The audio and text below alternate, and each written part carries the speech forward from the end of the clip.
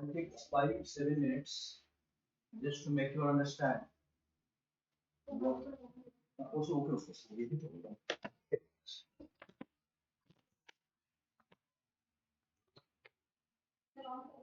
Okay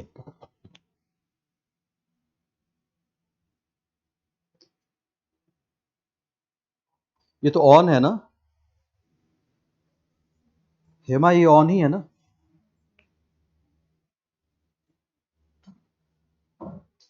on है ना?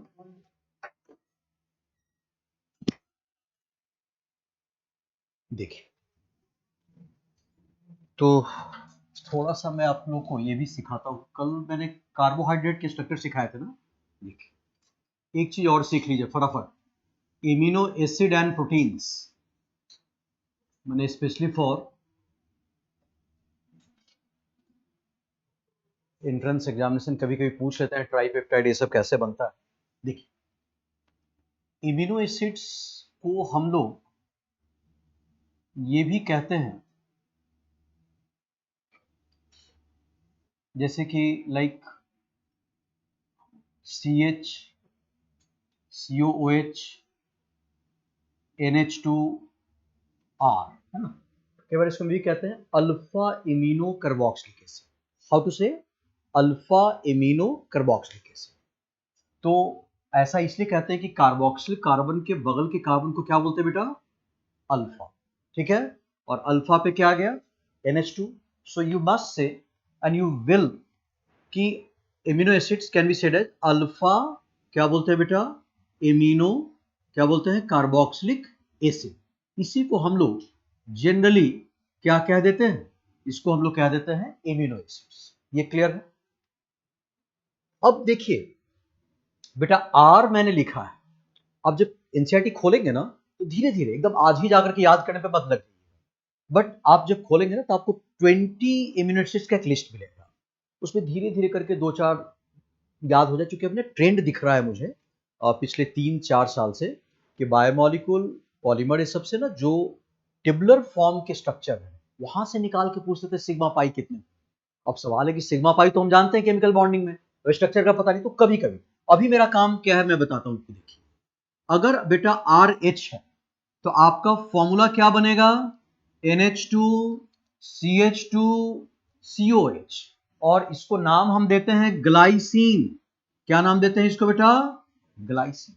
अगर मान लीजिए R आपका क्या आ जाए? CH3, तो आपका फॉर्मूला क्या बनेगा? This is what CH3COOH। इसको क्या बोलते हैं बेटा? एलानीन। क्या बोलते हैं इसको? एलानीन। फाइन। अब देखिए, हम लोगों को यहां पे जैसे कल के क्लास में मैंने ये सिखाया था कि लाइक दो कार्बोहाइड्रेट से पानी निकाल के ग्लाइकोसाइडिक लिंक के द्वारा हम डाइसैकराइड बनाते हैं। उसी प्रकार से दो एमिनो एसिड से पानी निकाल के पेप्टाइड लिंक के द्वारा हम डाइपेप्टाइड बनाते हैं, जिसको हम धीरे धीरे प्रोटीन्स बोलते हैं। डाइपेप्टाइड, ट्राइपेप्टाइड, टेट्रापेप्टाइड, पॉलीपेप्टाइड, इसको इन जनरल। तो अब पेपर पूछता है आपसे व्हाट इज पेप्टाइड लिंकेज। बहुत सिंपल, हम आपको जब पॉलीमर का एक लेक्चर देंगे, सिर्फ एक लेक्चर में पॉलीमर के सारा काम खत्म कर देंगे, जो स्ट्रक्चर सब कैसे बनाइएगा, आपको हम वहां सिखाएंगे कि जब कभी भी एसिड और एमाइन को लेके वाटर निकालना हो तो मेरा एक मंत्र याद रखिएगा हमेशा, एसिड का OH और एमाइनो का H लिखा। ऑलवेज याद रखिए, जब कभी भी एसिड और एमाइन से वाटर निकालना हो तो एसिड का OH, एमाइनो का H। जब कभी भी एसिड और अल्कोहल से वाटर निकालना हो, एसिड का OH, अल्कोहल का OH का H। आराम से काम करिए, देखिए अब कैसे बनेगा। उसी को बोलते हैं पेप्टाइड लिंकेज। तो देखिए, अब मान लिया जाए कि मैंने लिया ग्लाइसिन, मिलाया मैंने एलानिन, हमें मिला एक डाइपेप्टाइड। तो वो क्या मिला डाइपेप्टाइड, ये मैं आपको जरा बना करके दिखाने जा रहा हूं। NH2CH2COOH plus NH2CH CH3 COOH, जैसा मैंने बताया वाटर निकालना है दोनों एमिनो एसिड्स को जोड़ने के लिए, तो कहां से निकालेंगे? COH का OH और NH2 का H निकालेंगे। अब बाकी सब जैसा था वैसा लिखें। CH2 बेटा यहां पे क्या बचा? CO, और यहां क्या बचा? NH। बाकी सब बिल्कुल जैसा था वैसा लिख दें। इसी को कहते हैं डाइपेप्टाइड। क्या बोलते हैं इसको बेटा? डाइपेप्टाइड। और यही जो है CONH, इसी का नाम क्या है? इसी को कहते हैं पेप्टाइड लिंकेज। क्या बोलते हैं इसको? Peptide linkage. एक ऑब्जेक्टिव प्रश्न आपके पेपर में डायरेक्ट आ जाता है, इनमें से कौन है पेप्टाइड लिंकेज? तो आपको एक ऑप्शन मिलेगा CONH। लगा के आइए, CONH is what the peptide linkage. और इसका नाम देखिए कैसे होगा। पहले क्या लिया था बच्चे हमने? ग्लाइसिन। तो इसको हम लिखेंगे पहले ग्लाइसिन डैश करके एलानिन, और इसी को हमें, आप जब उस एनसीईआरटी का टेबल खोलेंगे, यस यस बेटा प्लीज कहो, आप जब एनसीईआरटी का वो टेबल जब खोलेंगे तो आपको पता चलेगा कि इसमें हर एमाइनो एसिड्स के नाम के पहले 3 लेटर से एमाइनो एसिड को सिंबलाइज किया जाता है। फाइन, मैंने क्या बोला? हर एमाइनो एसिड के नाम के पहले 3 लेटर से उनको सिंबलाइज किया जाता है। ये बायो वाले बच्चे थोड़ा सा ये सब कुछ कुछ समझते होंगे ज्यादा, और लेकिन आप भी अब समझने लग जाएंगे मेरी ही तरह, क्योंकि बायो से मेरा भी रिश्ता बहुत दूर दूर का था। बायो में मेरा इंटरेस्ट सबसे पहले कब आया पता है आपको? मैं बताओ, इंटरेस्ट मतलब एक मजबूरी जब आती है ना, कहते हैं जब आग लगा होता है ना दिमाग में, तो आदमी फिर कुछ भी सोचता है।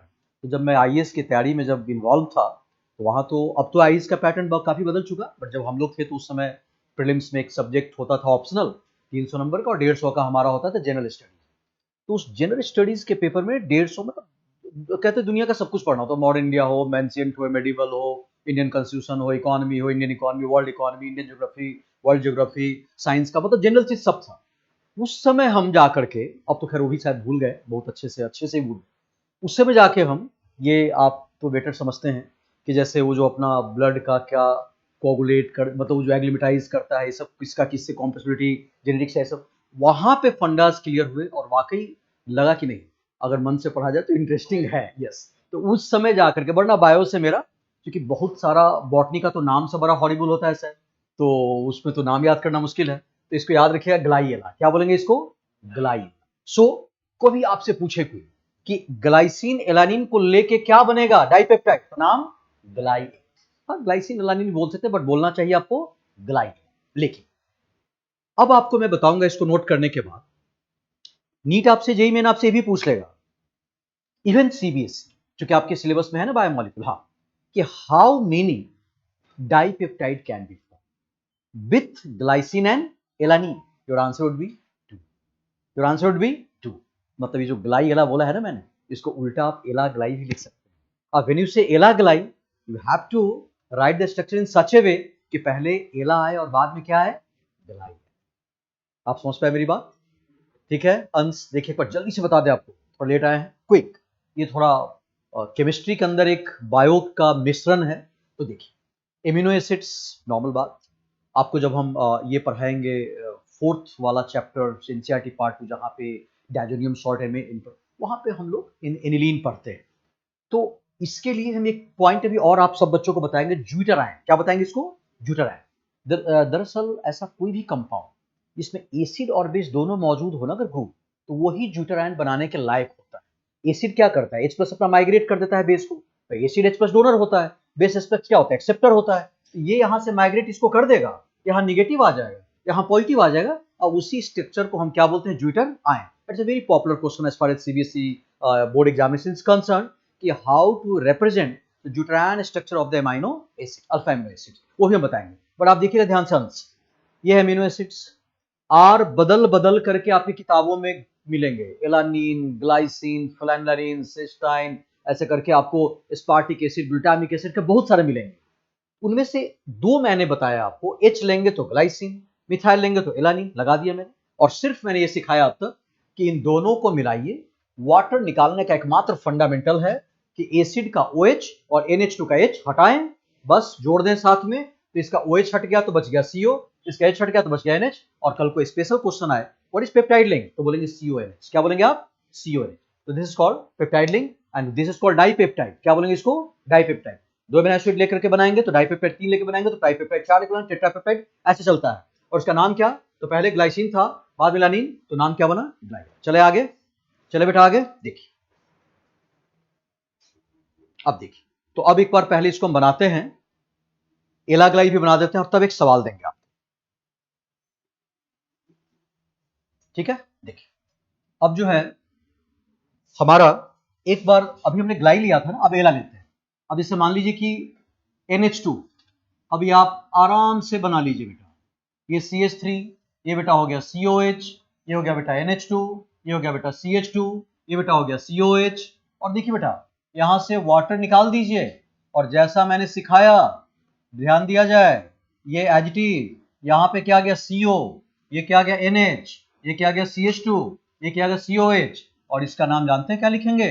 एलाग्लाई। क्या लिखेंगे इसका? एलाग्लाई। आप समझ गए मेरी बात? और मैं इसको अलग से एक क्वेश्चन के तौर पे दे देता हूं कि हाउ मेनी डाइपेप्टाइड, क्या बोला मैंने बेटा? How many dipeptide can be formed with the help of, can be formed with the help of alanine and glycine। तो आपका जवाब, आंसर 2। क्या बोलेंगे बेटा? 2। और नाम एक लिख देंगे एलाग्लाई, और दूसरा क्या लिखेंगे बेटा? ग्लाई। एलाग्लाई, और क्या लिखेंगे बेटा? ग्लाई। आप समझ गए? तो बिल्कुल इसी पे मैं एक सवाल देता हूं एंट्रेंस में आया हुआ, और वहां पे सारे बच्चे जवाब दे देने चाहिए। आपको बस हम करने क्या जा रहे हैं एंट्रेंस के लिए कि पेपर में 2 एमिनो एसिड लिया मैंने, एक मैं और बढ़ा देता हूं। आपको करना क्या है? पेप्टाइड लिंक ही बनाना है ना। मान लीजिए कि ABC है, तो ABBC माने सब एक साथ बन सकता है, ABC ACB BAC, आप जैसे बना लीजिए, अल्टीमेटली इट्स ए कॉम्बिनेशन। तो आप जरा मुझे जल्दी से बताइए कि हाउ मेनी, अगर मैं पूछता हूं कि हाउ मेनी ट्राइपेप्टाइड, प्रोटीन ही बोलते हैं इसको basically, how many tripeptide can be form with क्या बोल देंगे बेटा? एलानिन, ग्लाइसिन, और क्या था अपना? Phenyl alanine. अच्छा, बाय द वे, अगर मैं फेनाइल एलानिन बनाने की बात करता हूं तो मैं उम्मीद करता हूं हर बच्चे के लिए आसान है। देखो, ये एलानिन था नहीं, आप क्या करो जानते हो? इसमें से एक H उड़ाओ, वहां पे फेनाइल लगा दो, that's will be what? Phenyl.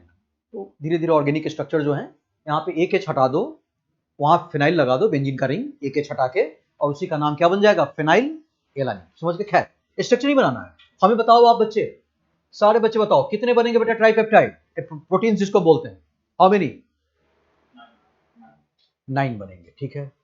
Maths में मैं कभी कभी कहता हूं ना कि मैथ्स मेरा अपने जमाने में बहुत रोडिंग था, तो मुझे लगता है कि फैक्टोरियल 3 करें तो बेहतर नहीं होगा परम्यूटेशन कॉम्बिनेशन के हिसाब से? अयो, चेक कीजिए मुझे, मैथ्स से स्टूडेंट, आप आज तो जमाना लग गया ना मेरा, 91 के बाद मैथ्स से छुआ ही नहीं मैंने, आपका तो बॉन्ड भी नहीं होंगे आप। तो मैं कह रहा हूँ फैक्टोरियल 3 करना अच्छा नहीं होगा। मैं मान लेते हैं कि मेरे को मैथ्स नहीं याद है, तो आई हैव द आंसर और मैं बताने भी जा रहा हूँ, बट इफ आई से factorial 3 it will be great और नॉट? बस PCM किताब है, ऐसा हम बनाया करते थे कि परम्यूटेशन कॉम्बिनेशन में, आपने पढ़ा होगा NPR NCR, तो उसमें क्या था, PCM को सजाने का कितना तरीका, तो 6 तरीका होगा, और क्या है, बात खत्म। आई होप आप सब समझ पाएंगे जल्दी, लेकिन मैं बना देता हूँ। मैं कैसे, अब मैं न मुझे मैथमेटिक्स पता, भूल जाइए, अब मैं एकदम लेमैन लैंग्वेज, मैथ्स मेरे को नहीं आता, मैं उसके हिसाब से। पहला कैसा भाई? तो देखिए, एला ग्लाई फे। अब हम करने क्या वाले हैं कि एला को फिक्स कर लीजिए और इधर क्या कर दीजिए? फे ग्लाई। अब क्या कीजिए? तीसरा, अब आप ग्लाई को शुरुआत में लीजिए, क्या होगा बेटा? एला फे। चौथा, ग्लाई को रख दीजिए, क्या होगा बेटा? फे एला। पांचवा, आपको क्या कहते हैं कि फे को फिक्स कर दीजिए, क्या हो जाएगा? एला ग्लाई। और फे को ही फिक्स करके क्या हो जाएगा बेटा? ग्लाई एला। फाइन। कितने बन गए बेटा? 6। सो आई होप इसके बाद कोई स्कोप और नहीं। जस्ट लाइक आपके, अगर हम मैथ्स के क्वेश्चन के हिसाब से बोले तो फिजिक्स केमिस्ट्री मैथ 3 किताब है, उसको सजाने का, अरेंज करने का कितना तरीका, that's it, got it. This is what about your amino acids and protein from my side. इतना बता दिए कॉन्सेप्ट, बाकी आपको मैंने कल कह ही रखा है कि सब आपको याद करना है, रटना है, सब तरीके से अपना काम करना है।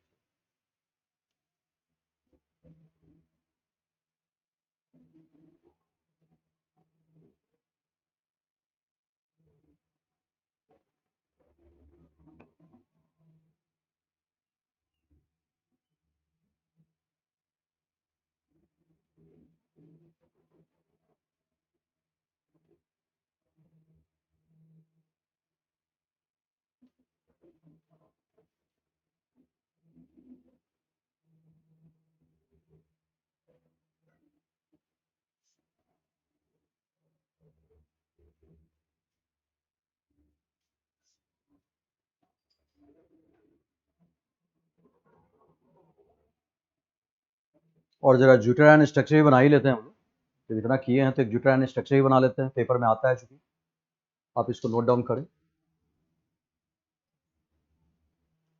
नीचे हेडिंग डालिएगा zwitterion structure of amino acids, heading डालिए zwitterion, ZWITTER, zwitterion. हो गया बेटा, zwitterion structure of amino acids. देखिए तो अगला है zwitterion structure of amino acid. तो देखिए आपके पास है NH2, आपके पास है CHR, आपके पास है COH। आपको करना क्या है भाई, NH3 बना दीजिए इसको, यहां पे क्या ला दीजिए, पॉजिटिव, ये ऐसे ही R रहने दीजिए, और यहां पे क्या हो गया, निगेटिव, और इसी का नाम क्या है, zwitter. So any compound having acidic and basic group set to be a zwitter ion, है ना। तो ये सल्फानिलिक एसिड का जब केस आएगा हमारे इनलिन पढ़ते हुए सल्फोनेशन के दौरान चौथे चैप्टर में, वहां भी हम बनाएंगे ज्यूटर आयन।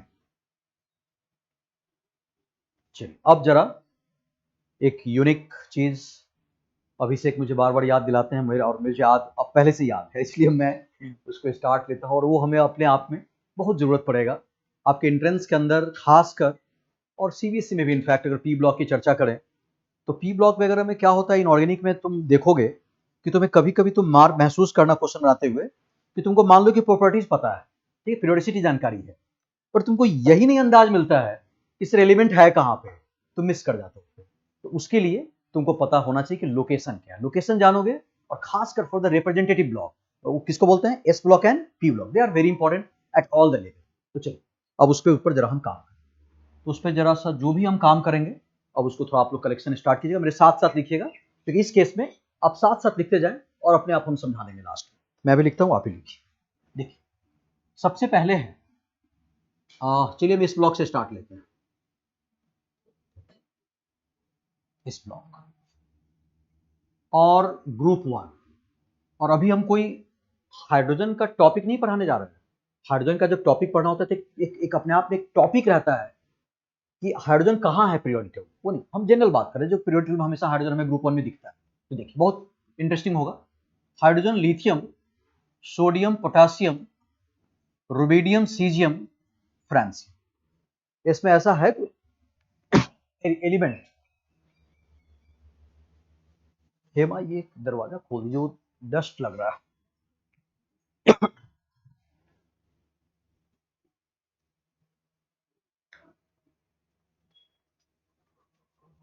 एसी ऑन किया है आपने?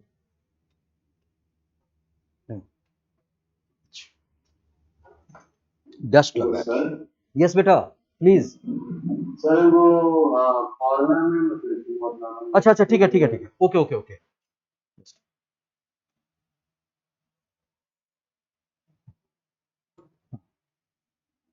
S block, is that okay बेटा?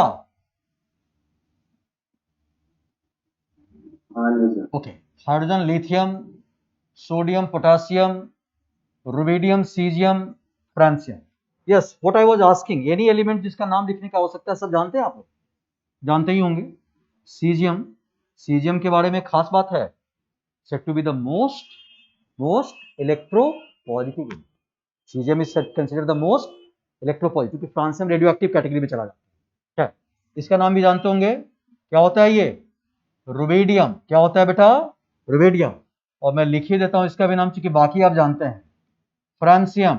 तो देखिए, इसको हमने याद कराया है बच्चों को, हलीना की रब से फरियाद। क्या बोला मैंने? हलीना की रब से फरियाद। तो अगर आप ये लिख लेंगे ना, तो आपको यहां से इस स्लोगन के माध्यम से हम इसको याद करवाएंगे। हलीना की रब से, क्या बोला मैंने? फरियाद। तो हलीना की रब से फरियाद से आप याद रखेंगे ग्रुप 1। एग्जैक्टली बेटा इसी प्रकार से अगर मैं ग्रुप 2 लिखता हूं, तो beryllium, magnesium, calcium, strontium, barium, radium. This is what? Barium. और ये क्या है बेटा? स्ट्रॉन्सियम। स्ट्रॉन्सियम। ये क्या है बेटा? रेडियम। और यहां पे याद रखिएगा, बेटा मांगे कार सेंट्रो। बेटा मांगे कार सेंट्रो, बाप रोए। तो इससे आपका ग्रुप 2 याद रहेगा। बेटा इज व्हाट? बेरिलियम। मांगे is what? Magnesium. Car is calcium. Santro is strontium. बाप is barium and Roy is radium. So these are the two slogans to learn, to remember. ठीक है ना? याद रहेगा ना ध्रुव ये बात? गाना याद कर लेते हो कि नहीं? अब के बच्चे तो इंग्लिश सॉन्ग सुनते हैं ज्यादा, हिंदी नहीं सुनते हो। देखिए, अब देखिए यहां पे क्या है, कुछ कलेक्शन दे रहा हूं मैं फॉर एटॉमिक नंबर। देखिए इन सबको हम कैसे भी अप्लाई करेंगे फॉर एटॉमिक नंबर। बेटा क्या बोला मैंने? Atomic number. देखिए मैजिक नंबर कैसे अप्लाई किया जाए? 2, 8, 8, 18, 18, 32। बस आप इसको भी ध्यान रखिएगा, अभी हम आपको अप्लाई करना सिखाएंगे। अगला है बेटा फॉर पीरियड। फॉर क्या है? पीरियड। याद रखिएगा, group 1 start at first period और एंड कहां करेगा? 7th पे। और ग्रुप 2 स्टार्ट कहां लेगा? 2nd पे। और एंड कहां करेगा बेटा? ये भी 7th पे। ये दूसरा चीज हो गया।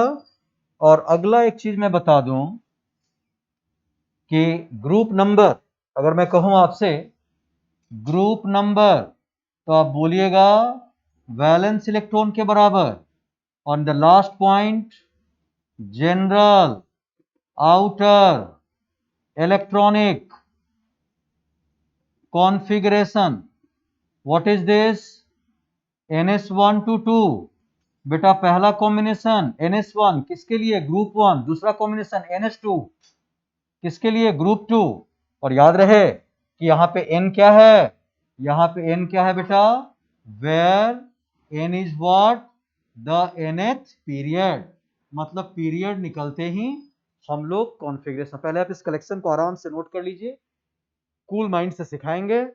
एस ब्लॉक के किसी भी एलिमेंट का atomic number, period number, block, group, configuration, everything we can decide.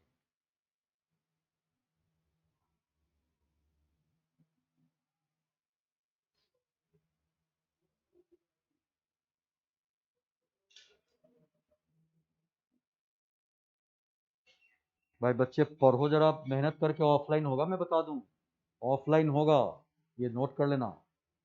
एकदम अपने आप को ईमानदारी से अपने बारे में सोचते हुए कि तुम्हें अब चैलेंज फेस करना है। CBSE भी ऑफलाइन होगा नवंबर वाला, बिल्कुल उसमें कोई कोताही नहीं बरतेंगे। हाँ, अधिक से अधिक बहुत लिबरल होंगे तो आपकी स्कूल में ही एग्जाम करेंगे, लेकिन होना है उसे ऑफलाइन। और आप बच्चे शायद इतना सोच पा रहे हैं कि नहीं मुझे नहीं पता, मैं बता दूं, सब्जेक्टिव में 70 में 70 भी आता है बच्चों को। ऑब्जेक्टिव में इवन एक बहुत दिमागी बच्चे को भी, कोई भी इंसान हो, हमारा आप कोई हो, मेरे को 35 क्वेश्चन मिला, एग्जाम का प्रेशर है, कोई बहुत बड़ी बात नहीं कि मेरे से एक गलती हुई। तो ऑब्जेक्टिव में ना यहाँ पे स्कोर करना आसान नहीं होगा। नंबर 2, मैं थोड़ा मैथमेटिकल बात करता हूँ हमसे। जैसे 45 नंबर का मामला है, तो जितना कम नंबर होता है उसमें एक क्वेश्चन का परसेंटेज उतना क्या होता है, बढ़ता है। एक क्वेश्चन भी गलत करोगे ना, परसेंटेज नीचे आएगा। ये तो समझते हैं ना इस बात को आप? तो एकदम अलर्ट। मैं ऑनलाइन में मैं बोलता रहता हूँ हर क्लास में, ऑफलाइन ऑफलाइन ऑफलाइन। क्यों बोलता हूँ? बिकॉज यू नो, इशारा है। बिकॉज ऑनलाइन के सिस्टम पे जो एग्जाम चल रहा है, जो चीजें हो रही हैं, वो तो मतलब बस एक मतलब रिजल्ट छापने का एक माध्यम है और कुछ है नहीं। इससे मेरा कोई बिलीफ नहीं। तो बी रेडी, नहीं तो अचानक से ऐसा कुछ हलचल हो जाएगा ना कि गार्जियन और तुम बच्चे सब फिर ट्रबल में आ जाओगे। बच्चे को तो अंदाज रहता है मन में, लेकिन वो अचानक से गार्जियन को लेकर हो क्या गया इसे। तो इसलिए मैं एज ए टीचर बता रहा हूँ, इस बात का ध्यान रखिएगा। देखिए, पढ़िए आराम से, मतलब मेहनत करेंगे तो। कहते हैं कि इंसान जब, हिंदी में एक बहुत ही फेमस कवि का कहना है, मानव जब जोर लगाता है पत्थर पानी बन जाता है। आप स्टार्ट तो लीजिए, स्टार्ट तो लीजिए। आप स्टार्ट लेंगे तो एकदम माने मतलब we can fire in water. Though water is a fire extinguisher, but we can fire in water, है ना? दी आर द लाइन्स, इसलिए आप सब में जज्बा है, कर सकते हैं। चलिए बेटा, अब फिंगर पे सेट कीजिए, सब बच्चे लिखिए ना। हाँ, देखिए यहाँ कितने एलिमेंट है? 7। ह ली ना की रब से फरियाद, 7 हो गए। चलिए उधर आइए, 6 होने चाहिए। बेटा मांगे कार सेंट्रो बाप रोए, 6 हो गए बेटा। चलिए अब पहले सब सेट कर लेते हैं कि कहां क्या करना है।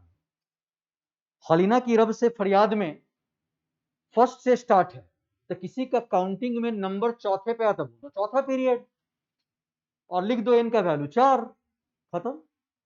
लेकिन बेटा मांगे कार सेंट्रो बाप रोए में किससे स्टार्ट है? सेकंड से। कॉमन सेंस, कोई चौथे पे आएगा तो कौन सा पीरियड?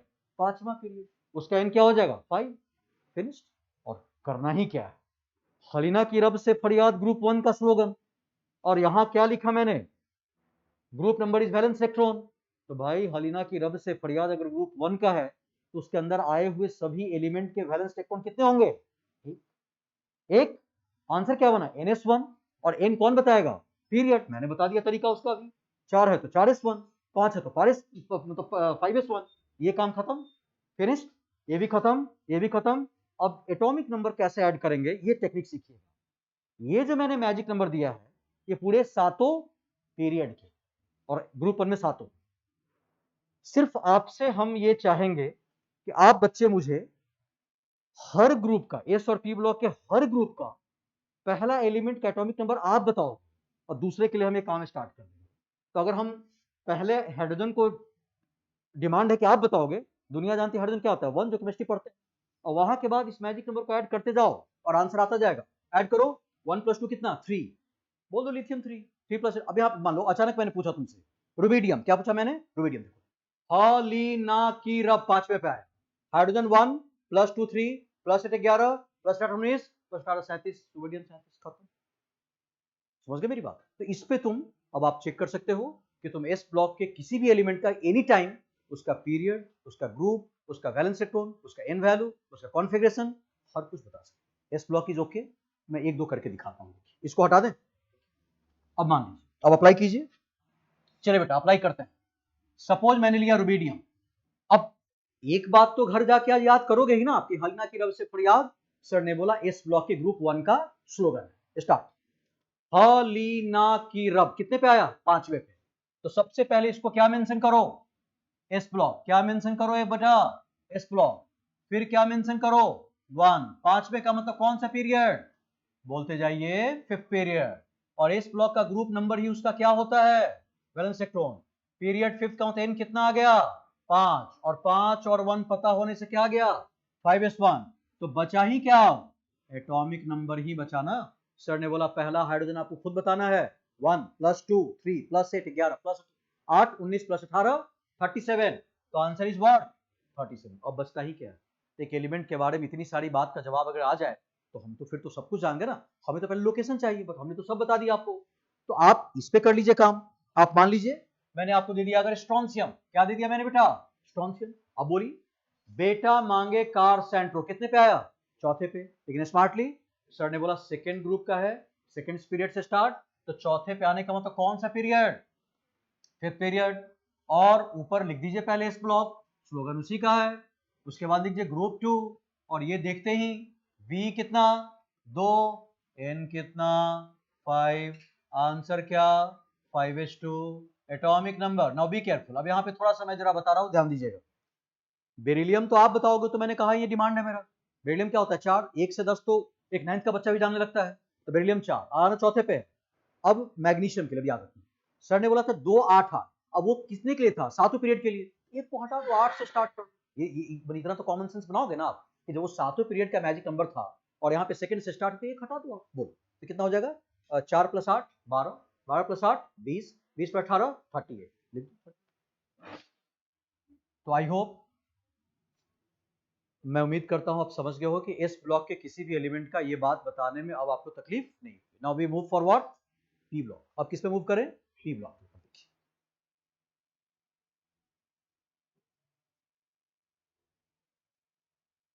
निखिल ठीक है ना? हाँ जी सर, हाँ। Okay okay great.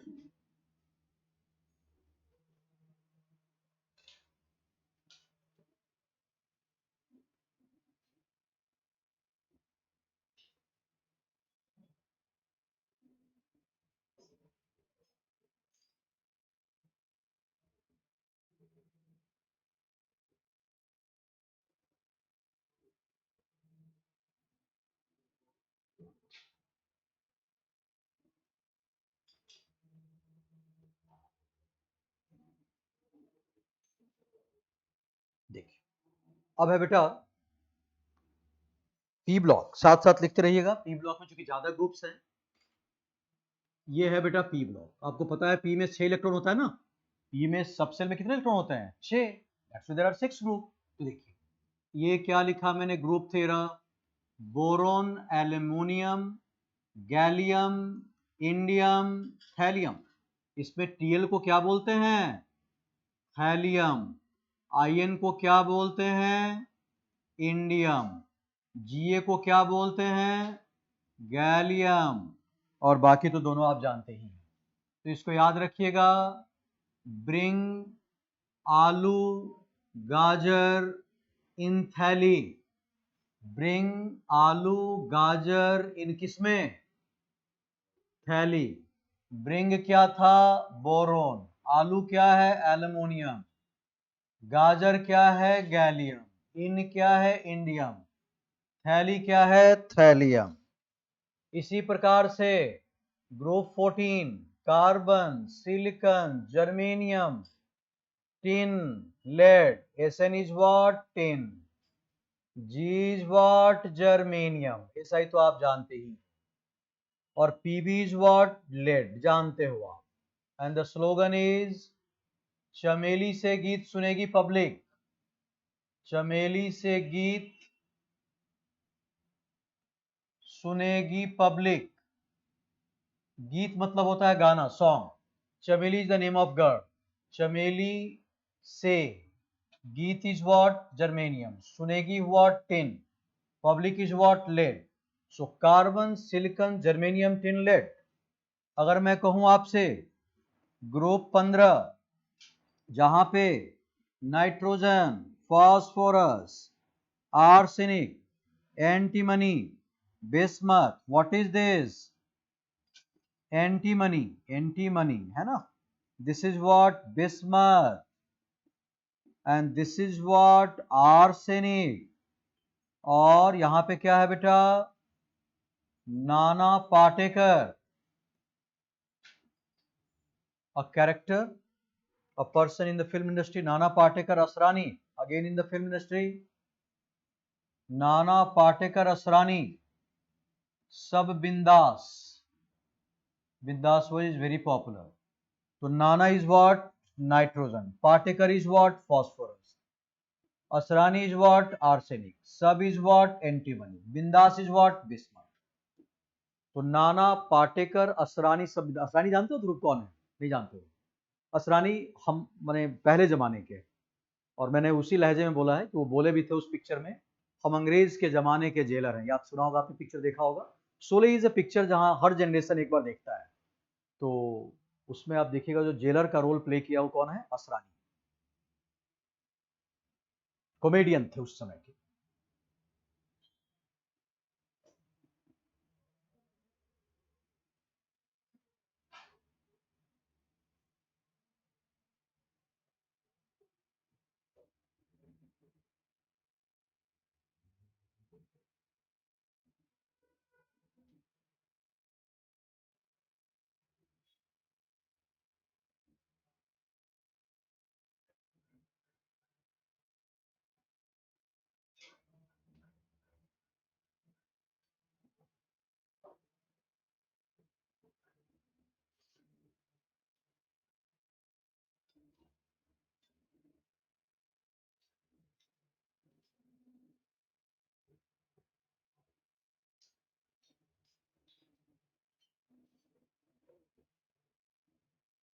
देखिए नेक्स्ट है 13, 14, 15। अब कौन सा होगा? ग्रुप 16। तो ग्रुप 16 में देखिए कौन है element? Oxygen, sulphur, selenium, tellurium, polonium. तो मैं जरा नाम तो लिख ही दूं। This is what tellurium, this is what polonium, radioactive है। This is what selenium. तो देखिए इसको याद करवाया है मैंने उससे टेपो। टेपना इज व्हाट? चीटिंग। उससे टेपो। U for oxygen, SO for sulfur, SE for selenium, T for tellurium and PO for polonium। अगर मैं ग्रुप 17 की बात करूं तो फ्लोरीन, क्लोरीन, ब्रोमीन, आयोडीन, एस्टैटीन, एस्टैटीन। बाकी तो आप सब जानते हैं। यहां पे क्या है? फिर कल बाहर आई आंटी, फिर कल बाहर आई आंटी। जैसे पार्क में बॉल नहीं खेलते रहते, अक्सर हर किसी के बचपन में बातें होती हैं, सबने किया है। बॉल मारे, खिड़की में लग गया तो आंटी निकलेंगी वो गुस्से में, तो फिर से वो निकल के गुस्सा करने लगी। देखिए तो फिर कल बाहर, फिर फॉर फ्लोरीन, कल फॉर क्लोरीन, बाहर for bromine, I for iodine और आंटी फॉर क्या है? एस्टैटीन। अगला देखिए, अगर ग्रुप 18 की बात करें तो helium inert gas, neon, argon, krypton, xenon, radon. ठीक है ना? जेनॉन एंड क्या है बेटा? रेडॉन। देखिए मैं एक बार फिर से लिख दूं क्योंकि ये जेनॉन थोड़ा, आर्गन, क्या हो गया? हीलियम, नियॉन, आर्गन, हाँ, क्रेप्टन, जेनॉन और क्या हो गया बेटा? रेडॉन। देखिए हीना, नीना और करीना। एक्सरे दो प्रकार के होते हैं, पर्सन फ्रॉम मेडिकल फील्ड, एक ब्लैक एंड व्हाइट, एक कलर्ड।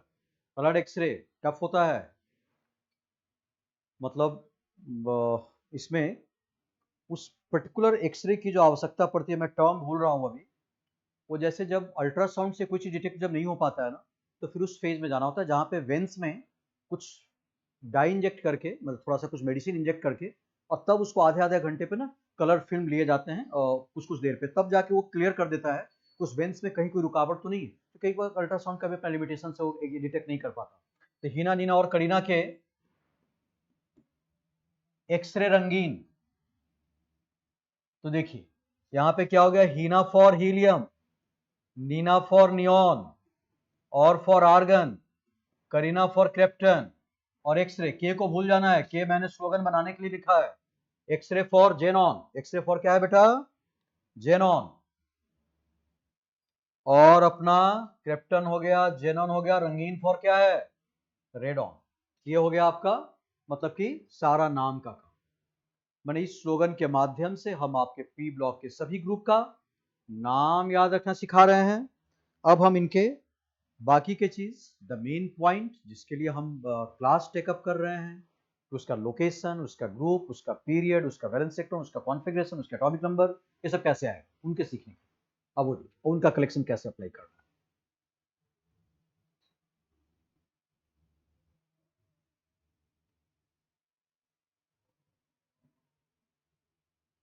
भाई मेहनत करो अच्छे से, कुछ रिजल्ट दो, मतलब रिजल्ट आएगा तभी अच्छा लगेगा। मतलब we try my level best to fulfill everything, but the at the end of the day and at the end of the session we are hungry really for the good result, and it's always in your hand. At that point of time we can't help it, so it's always in your hand, है ना? तो अगर 4 step हम लेते हैं तो आप 8 step लो और उस पर मेहनत करो और सब हो जाएगा। कोई ऐसा चिंता की बात नहीं। हटा दो बेटा इस पेज को, तो थोड़ा सिलेक्ट्रीफाइंग रिजल्ट दो बेटा, मतलब तभी फिर कुछ बात बनेगा, अदरवाइज तो ऐसे कुछ पता नहीं, पढ़ाई तो चलती रहती है वैसे। देखिए ग्रुप, अच्छा ग्रुप तो हो ही गया ना। अब देखो अब क्या है ये? अब है तुम्हारा जरा कलेक्शन, फटाफट लिखे बेटा। सबसे पहले for atomic number, for atomic number क्या होता है जानते हैं? यहाँ पे देखिए मैजिक नंबर 8, 18, 18, 32। और दूसरा देखिए, अगला है, अगर मैं फॉर पीरियड बात करूं तो याद रखिएगा सर ने बोला 13 से ग्रुप 17 स्टार्ट लेता है सेकेंड पीरियड पे। और एंड कहाँ पे होता है ये 6th पीरियड पे। लेकिन ग्रुप 18 स्टार्ट लेता है 1st पीरियड पे और एंड कहाँ करता है 6th पीरियड पे। और अगर मैं अब फॉर ग्रुप चर्चा करूं तो ग्रुप के अंदर group number is equal to valence electron plus 10 और वैलेंस इलेक्ट्रॉन बराबर ग्रुप नंबर -10। ये दो बात याद रखिएगा। और इसके बाद क्या है कलेक्शन कि अगर मैं जनरल आउटर इलेक्ट्रॉनिक कॉन्फ़िगरेशन अगर मैं लिखता हूं, आउटर इलेक्ट्रॉनिक कॉन्फ़िगरेशन, तो आपको पता है पहले से what is this NH2 Np1 to 6। तो इसका पहला कॉम्बिनेशन क्या बनेगा NH2 Np1। और एक बार केवल सपोर्ट कीजिए, ये NH2 Np1 कौन सा कॉन्फ़िगरेशन है, आउटर कॉन्फ़िगरेशन। मतलब क्या हुआ कि इसके अंदर जितने इलेक्ट्रॉन है उसको क्या बोलेंगे वैलेंस इलेक्ट्रॉन। और कितने वैलेंस इलेक्ट्रॉन हो गए 3। और मैंने क्या बोला है कि वैलेंस इलेक्ट्रॉन प्लस 10 पर क्या होता है, ये किसका है ग्रुप 13 का है। तो चलो ये आपका हो गया 3 + 10 बराबर ग्रुप 13। इसी प्रकार से NH2 Np2 4 + 10 group 14, NH2 Np3 5 + 10 group 15, NH2 Np4 6 + 10 group 16, NH2 Np5 7 + 10 group 17, NH2 Np6 8 + 10 group 18। और जरा उल्टा भी समझ लीजिए, जरा उल्टा भी समझ लीजिए कि अगर मान लीजिए, जरा सुनिएगा एक मिनट ध्यान से सामने, अगर मैं अचानक कहता हूं कि मेरे पास एक एलिमेंट ग्रुप 16 का, I want to write electronic configuration, तो क्या कीजिए ग्रुप नंबर में से 10 माइनस कर लीजिए, तो 16 - 10 कितना होता है 6, वो हो गया वैलेंस इलेक्ट्रॉन। कॉन्फ़िगरेशन देखिए, आउट ऑफ 6 2 हमेशा देना है एस को, जितना भी है 2 हमेशा एस को देना है। तो 6 में से 2 जब एस को चला गया तो बचा कितना Np4। तो आंसर क्या बना NH2 Np4। Got it. अब n क्या होगा वो तो अभी सिखाएंगे ना पीरियड नंबर के हिसाब से। n तो हम स्लोगन से काउंट करेंगे और n लगा देंगे, आंसर आ जाएगा। तो बहुत आसानी से आप इस क्वेश्चन का जवाब देने लग जाओगे। तो चलो तुमको हम ग्रुप और कॉन्फ़िगरेशन तो हाथ के हाथ बता दिए, अब आ जाओ मेन ये सिखाना है पीरियड नंबर। देखो गौर से देखना, 13 14 15 16 17 ये सारे ग्रुप में देखो तो स्टार्ट क्या लिखा हुआ है सेकंड। कॉमन सेंस, स्लोगन में जो तीसरे पे आएगा उसका पीरियड नंबर क्या बोलोगे चौथा, जो चौथे पे आएगा उसका क्या बोलोगे पांचवा। और 18 में देखो तो स्टार्ट किससे है फर्स्ट, वहां जो जिस पे आएगा उसका वही पीरियड नंबर, n का वही वैल्यू हो जाएगा स्टार्ट। चलिए अब एक बार फिंगर पे सेट करेंगे सब लोग।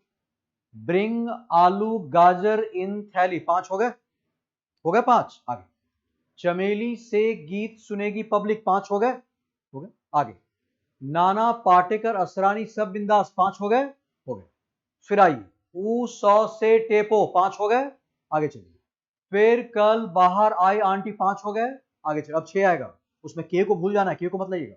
हीना नीना और करीना, के को नहीं, एक्स्ट्रा रंगीन, 6 हो गए बस।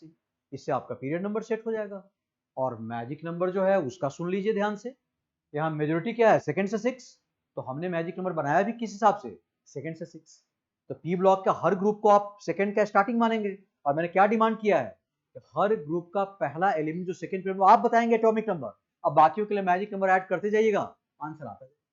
व्हाट इट, सब में सेकंड पीरियड के एलिमेंट का एटॉमिक नंबर आप बताओगे मुझे, और बाकियों के लिए क्या करेंगे हम सब मैजिक नंबर ऐड करते जाएंगे और आंसर आता जाएगा। चलो एक स्टार्ट ले लेते हैं एप्लीकेशन करना।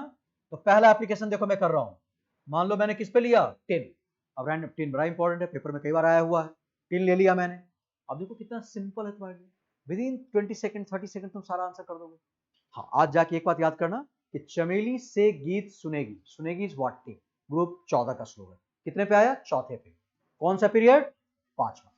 तो चलो सबसे पहले स्टार्टिंग से कौन सा ब्लॉक पी ब्लॉक, कौन सा ग्रुप 14, कौन सा पीरियड पांचवा पीरियड। तो अब बोलते जाना बेटा वैलेंस इलेक्ट्रॉन कितना 14 माइनस 10 बराबर 4। n का वैल्यू कितना 5, चूंकि पीरियड नंबर 5 है। और अब बोलिए बेटा, अब उसके बाद का जरा जवाब दीजिए 5 और कॉन्फ़िगरेशन 5s2 और 4 में से 2s को चला गया तो बचा कितना 2 5p2। कितना आसान हो गया। मैंने बिना ऑफ बोर्ड डायग्राम को बनाए उस पर पूरा सिस्टम लिखे और आप आंसर दे दिए कि जो पेपर का डिमांड होता है what is it out competition. NCERT का जब तुम पहला सवाल एक्सरसाइज का बनाओगे ना ग्रुप 15 के लिए तो यही लिखा हुआ है। तो उसमें ट्रेंड बताओ, वैलेंस इलेक्ट्रॉन के लिए और कॉन्फ़िगरेशन के लिए, एटॉमिक साइज के लिए, आई के लिए, तो कॉन्फ़िगरेशन वहां पे वाला देखोगे आराम से बना दो। अब आ एक तुमको और हम सिखाते हैं जरा। मान लो कैप्टन ले लिया मैंने, क्या अच्छा नहीं, अभी एटॉमिक नंबर तो रह ही गया ना, अब एटॉमिक नंबर भी तो बना दें। देखो एटॉमिक नंबर स्टार्ट, देखो चमेली क्या है कार्बन, कार्बन क्या होता है 6, बस। अब आना 4 पे ध्यान रखना, चमेली से गीत सुनेगा, आना 4 पे है तो 6 तुम्हें बताना होगा और बाकी चलो मैजिक नंबर। +8 कहाँ गए 14, नहीं ठीक है ना, 14 + 18 32, 32 + 18 50। पता करो और देखो जाके कि एटॉमिक नंबर 10 का कितना मिलता है 50। इजी। अब चलिए जरा कैप्टन की अप्लाई कर लें। देखिए अब देखिए हीना, नीना और करीना, करीना इज कैप्टन, कितने पे आया चौथे। तो सबसे पहले क्या लिखेंगे पी ब्लॉक, और ये किस पे आ गया ग्रुप 18, ठीक है। फिर क्या हो गया बेटा, कौन सा पीरियड 4th, क्योंकि इसमें तो फर्स्ट से स्टार्ट था। और कितना वैलेंस इलेक्ट्रॉन 8, n का वैल्यू क्या होगा 4, और आंसर क्या दिया जाए 8 में से 2 चला गया इसको, 6 बच गया किसको p को, दे दो बेटा, क्या दोगे आंसर 46। आ गए सारे जवाब। तो पी ब्लॉक के भी बेटा टोटल पता है कितने बन गए 31 एलिमेंट, 31 यहाँ के, एस के बन गए कितने 13, और 31 और 13 कितने होते हैं 44 एलिमेंट के लिए आप ये काम एनी टाइम घुमा सकते, any time any time. 44 element आपके कब्जे में, और 10 एलिमेंट देखिए अब बी का सेट करूंगा और वहां से अब सिखा देंगे, मेरा नीड भी है अब कि अचानक कोई भी लेंथेनॉइड हो, एक्टिनॉइड हो, कोई एटॉमिक नंबर आए उसको सेट करना हो, भाई आप कौन से ग्रुप में हो, कौन से पीरियड में हो, देखो आज अब तुमको इजी लगेगा, बहुत आसानी से आ जाएगा। तो S and P block is ready ना।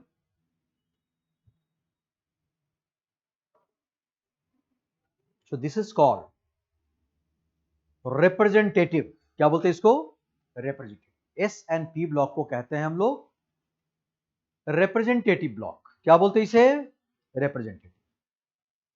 नोटेड बेटा, देखिए तो थोड़ा अलग अलग एलिमेंट लेके प्रैक्टिस कीजिएगा घर पे, जब सब स्लोगन याद हो जाए, टेक्निक सब याद रह जाए मन में, तो रैंडम कोई एलिमेंट उठा लिए, लिख दिया, क्रॉस चेक कर लीजिए एटॉमिक नंबर सब कहाँ कैसे, टेबल सब पीरियोडिक टेबल होता ही है पास में, और सब अपना हो जाएगा मामला। अब हम लोग एक जरा सिखाते हैं आपको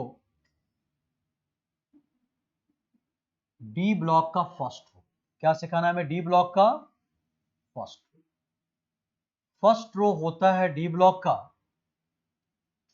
4th पीरियड में, किसमें होता है बेटा 4th पीरियड, ये आपको ध्यान रखना पड़ेगा। और ये याद रखना मैंने बहुत सिंपल लॉजिक है, अगर हम एटॉमिक स्ट्रक्चर के माध्यम से चले तो बहुत सिंपल है।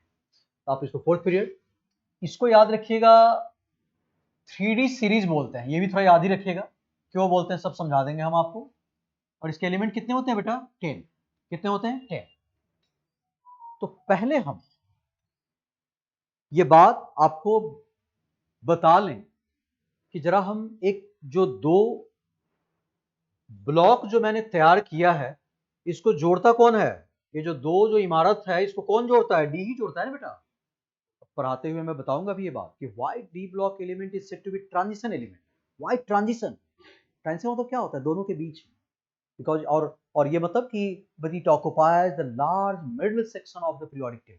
And why large middle section, just because कि डी के अंदर कितने होते हैं 10 electron, so there are 10 groups, इससे ज्यादा और क्या, ए ब्लॉक तो नीचे होता है हमारा 14। अब देखिए, अब चलिए तो पहले हम इस फर्स्ट रो के लिए उन तमाम टेक्निक को सीख ले जिसकी आवश्यकता हमें कोऑर्डिनेशन में होती रहती थी, बताए थे मैंने ये बात।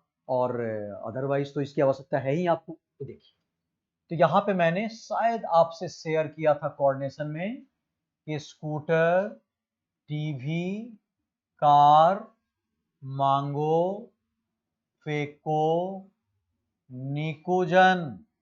मांगो, फेको, क्या बोलते हैं? निकुजन। मतलब निकुजन नाम के आदमी को मैंने क्या बोला? स्कूटर, टीवी, कार मांग के फेंको। हालांकि खराब लगता है सुनने में, लेकिन हमें अपने को तो भाई एलिमेंट याद रखने से मतलब है। देखिए, स्कूटर कौन है यहाँ पे? स्कैंडियम। टी कौन है? टाइटेनियम। वी कौन है? वेनेडियम। कार कौन है? क्रोमियम। मांगो कौन है? मैंगनीज। फेको में फे कौन है? आयरन। को क्या है? कोबाल्ट। नी क्या है? निकेल। पू क्या है? कॉपर। और जन क्या है? जिंक। तो आपके 10 एलिमेंट हो गए ना, स्कूटर, टीवी, कार, मांगो, फेको, निकुजन। देखिए कैसे, फिंगर पे सेट कीजिए। स्कूटर, टी, वी, कार, मांगो, फे, को, नी, कु, जन। 10 पे आ गए? आप करके देखिए, 10 पे आ जाएंगे आपके। अब इसको कैसे एटॉमिक नंबर याद रखना है भाई? तो पहला point, for atomic number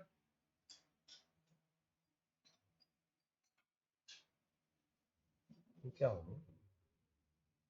for atomic number याद रखिएगा। हेमा मैम, देखिए तो निखिल ज्वाइंट है ना, कुछ आया था अभी।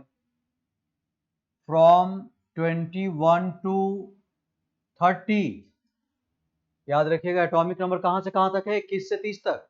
कितना सिंपल हो गया तुम्हारे लिए। देखो कोऑर्डिनेशन में तुम्हें जरूरत पड़ना ही पड़ना है, हमेशा पड़ना है। पुनः आ गया था कि अपग्रेड करने के लिए कुछ ऐसा मीटिंग को फिर से लाना होगा। अच्छा अच्छा, इसमें भी वो ब्रेक कर जाता है 40 मिनट में है? अच्छा,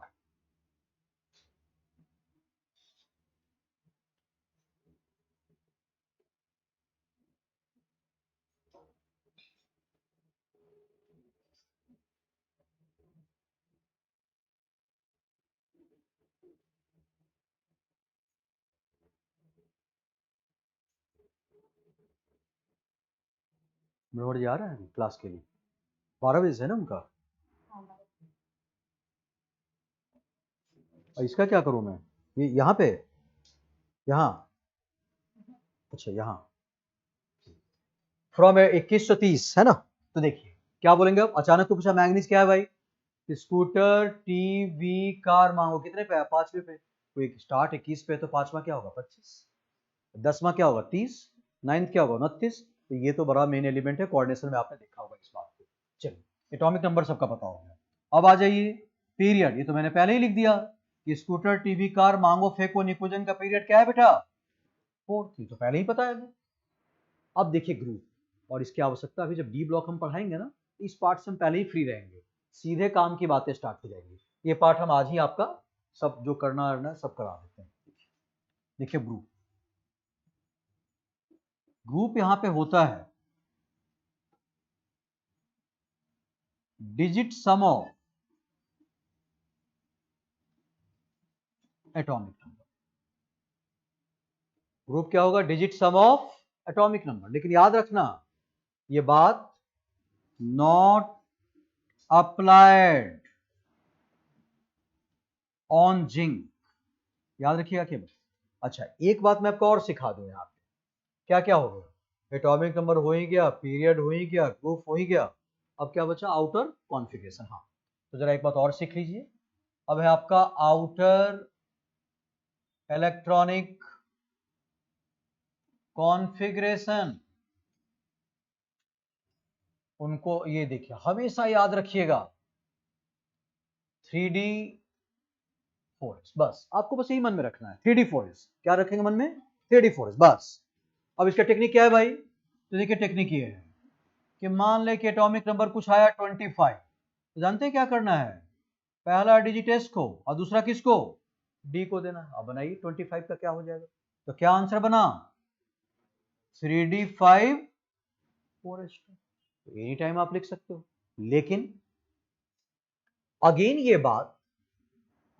बात याद रहे कि not applied on zinc. Zinc पे इसको अप्लाई नहीं करना है बेटा। अब देखो, जैसे मान लो हमने तुम्हें दिया एटॉमिक नंबर, मान लो 29, क्या दिया मैंने बेटा 29, तो पता तो है तुम्हें एस, और ये क्या होता है डी। और ये याद रहे कि जो कुछ भी बता रहा है ये सिर्फ फर्स्ट रो पे लागू करना है, ऊपर लिखा हुआ है सब। ये इन टेक्निक्स को कहाँ अप्लाई करना है ये भी पता होना चाहिए, किसके लिए, डी ब्लॉक के फर्स्ट रो की। अब आइए, अब देखिए, अब ये कम से कम 29 पे आप इतना तो लिखने में जल्दी से लिख लोगे ना, और ये लिखते ही 11th वाली बात याद रहेगी ना कि D9 इज अनस्टेबल, तो उसको क्या बनाओगे D10, और 4s2 क्या हो जाएगा 4s1। तो यहाँ पे ये चीज हमें पता है कि कन्वर्ट किस में हो जाता है, ये 310 4s1। तो हम अगर 3d9 4s2 जल्दी लिखने में कामयाब हैं तो जल्दी से 5 सेकंड में लिख लेंगे हम उस बात को 10 सेकंड में। और वहां के बाद 11th atomic structure D9 D4 and D9 configuration are unstable, उनको D4 को बनाओगे D5 हाफ फिल्ड, D9 को बनाओगे D10 full field, and you know half filled and full field configuration have got extra step. याद आ गया। अब चलो, तो अब जैसे मान लो कि तुम फर्स्ट रो पे सारे काम कर लिए तुमको, अच्छा अब मन में आता है सर जिंक का क्या करें, तो करना क्या है भाई, ये तो सोचो ना तुम कि कॉपर के बाद ही तो जिंक है, तो जब कॉपर पता है D9H2 तो जिंक क्या होगा D10H2, और डी में क्या होता है 10 इलेक्ट्रॉन होते हैं ना 1 से 10, तो जिंक को क्या बोलोगे D10H2। जब तुम्हें कॉपर का पता है 29 एटॉमिक नंबर, करो डिजिट सम करो, 2 + 9 क्या होता है 11, तो जिंक का कोई पूछेगा तो क्या बताओगे 12, 29 जब है तो बगल में ही 30 है, तो 3 से 12 होता है ना डी ब्लॉक, जिंक का 12, तो जिंक का वैसे बता देंगे। चलिए, तो खैर एनीवे, एक रैंडम कोई मान लीजिए हमने ले लिया, रैंडमली मैंने कुछ सेलेक्ट कर लिया, सपोज आयरन ले लेते हैं, क्या ले लिया मैंने, आयरन ले लिया मैंने, आयरन। अब आयरन के बारे में फटाफट फटाफट फटाफट सब कुछ बता दीजिए। देखिए, स्कूटर, टीवी, कार, मांगो पे, कितने पे आया, छठे पे। इसका मतलब कि आयरन के लिए एटॉमिक नंबर कितना 26, पीरियड क्या फोर्थ, ग्रुप क्या, डिजिट सम 2 + 6 बराबर कितना 8, और आउटर इलेक्ट्रॉनिक कॉन्फ़िगरेशन कितना 3d6 4s, इससे बेहतर और क्या चाहिए, यही 4 चीज की तो आवश्यकता होती। तो डी ब्लॉक का फर्स्ट रो रेडी, तो 2 इमारत के बीच में एक पुल बना दिया ना मैंने, ब्रिज बन गया ना। अब उस ब्रिज के नीचे का पार्ट को अब कवर करेंगे, तो पहले इतना बताना था, तो अब पहले ब्रिज बना देंगे वो बीच का पुल, और नीचे अब क्या कैसे है वो आज ही सिखा देते हैं आपको। डी ब्लॉक के फर्स्ट लेक्चर में जो बात हम बताया करते हैं आज ही सिखाते हैं।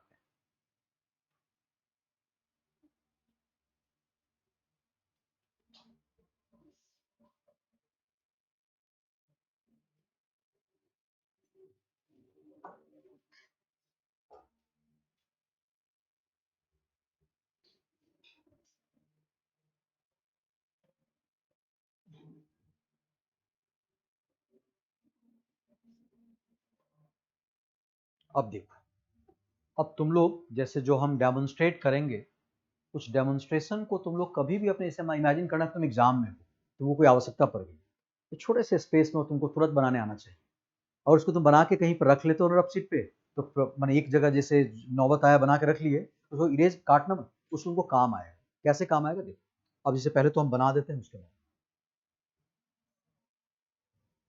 राशि एग्जाम चल रहा है क्या इन दिनों, लुकिंग टायर्ड है ना, रात को लगता है पढ़ी और देर तक, अच्छा कोई नहीं, पानी पी लो थोड़ा, पानी पी लो, थोड़ा सा पानी पी लो।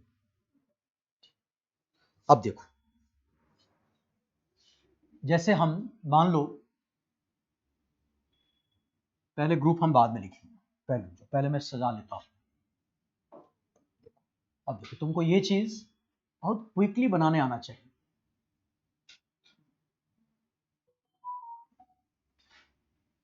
थोड़ा गैप देना होगा, रुक जाना, ऐसे नहीं काम चलेगा। अभी तो मैं बोर्ड पे हूं ना, तो मैं थोड़ा गैप देखे,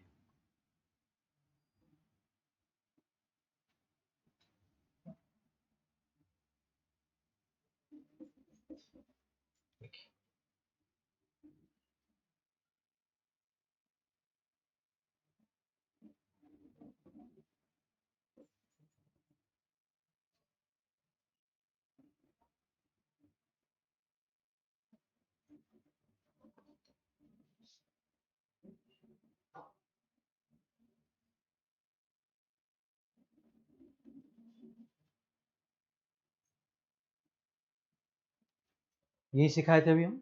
अब देखिए,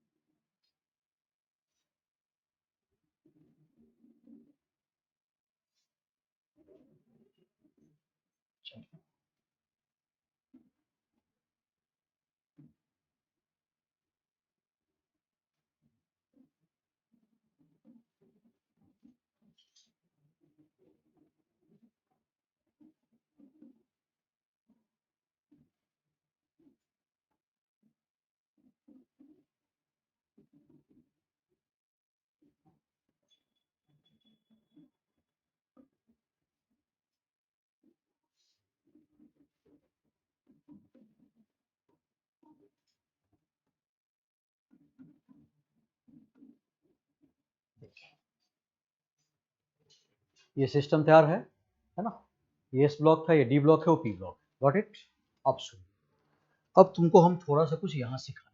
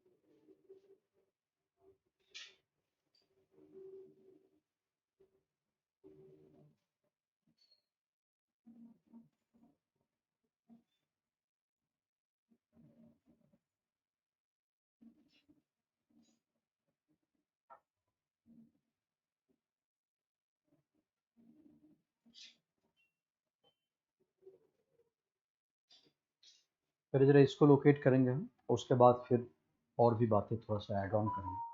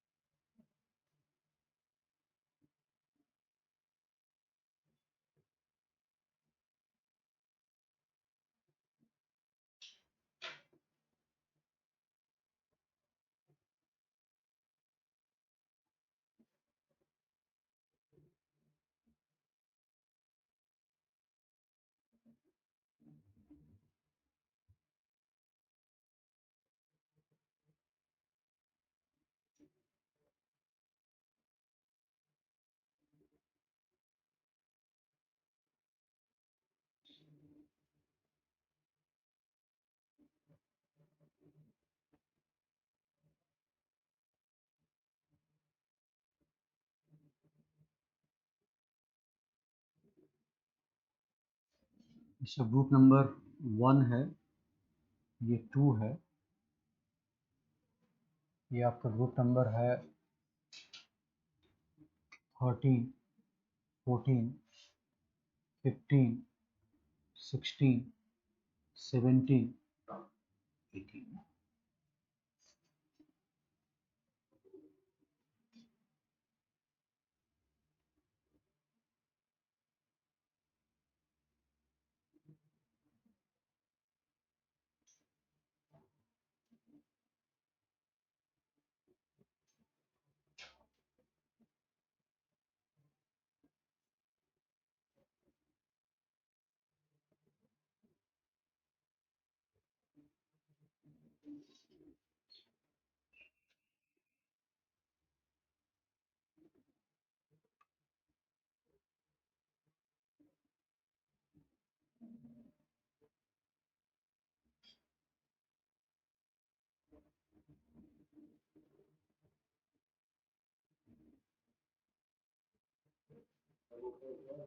हाँ, ये लिख दीजिएगा 3B। एक्चुअली हम AB वाला जो क्लासिफिकेशन है ना, वो भी थोड़ा हिंट्स करेंगे। ये इन ग्रुप्स को ना A और B में भी बांटा गया था, तो वहां पे जस्ट एक कलेक्शन दे दिया मैंने। आप अभी 3 लिखिए, जब AB बोलेंगे तो 3B याद रहेगा कि सर ने बोल रखा है कि लैंथिन और एक्मेट दोनों के लिए अगर पेपर में ग्रुप आ गया एंट्रेंस में, तो आपको 3 या 3B दोनों पूछ सकता है। तो आप ये 3B लिखिए, मैं बताऊंगा 3B। जब AB लिखेंगे ना तो आपको बता देंगे। अभी जरा पहले मैं इनको निपटता हूं। पहले डी ब्लॉक को देखिए, सारा सेटअप तैयार है। निखिल दिख रहा है बेटा? हाँ जी सर। ठीक है, देखिए राइट साइड दिख रहा है ना? सर बिल्कुल राइट, जो अपने लिख रखा है बस वो नहीं। मतलब कौन वाला? ये यहाँ जो F ब्लॉक, हाँ यस सर। हाँ, इसमें आप लिख लीजिएगा रजिस्टर में ग्रुप 3 और group 3B for both lanthanoid and actinoid. मतलब ये मैंने बताया है कि F ब्लॉक के दो होते हैं ना, एक लैंथेनॉइड एक्टिनॉइड, दोनों के लिए आप लिखेंगे ग्रुप 3 और 3B। मतलब दोनों चीजें, ग्रुप 3 ज्यादा पहले जरूरी है, अभी उसको सीखिए। अब देखिए मैं जो बता रहा हूँ, देखिए अब यहाँ पे टेक्निक देखिएगा।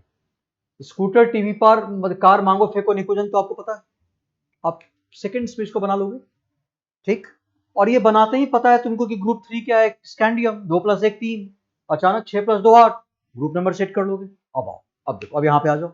अब मैंने क्या बोला, ये रो बनाने के बाद क्या करेंगे कि अगर ग्रुप 3 का केस है तो स्कैंडियम तो पता है हमें, मैंने क्या लिया मैजिक नंबर 18 18 32, तो नीचे वाले एलिमेंट का एटॉमिक नंबर लोकेट कर लोगे ना। ग्रुप 3 पे मैंने क्या बोला, 18 18 32। पता है ना, अभी अभी का पीरियोडिक टेबल कितना होता है, 7 ही पीरियड लेके बैठा है ना, तो चौथा पीरियड तो हमने 21 बोल दिया स्कैंडियम, पांचवा में स्कैंडियम के नीचे कौन होगा, प्लस 18 39, बोलो प्लस 18 57, प्लस 32 बोलो 89। Got it? आगे नहीं।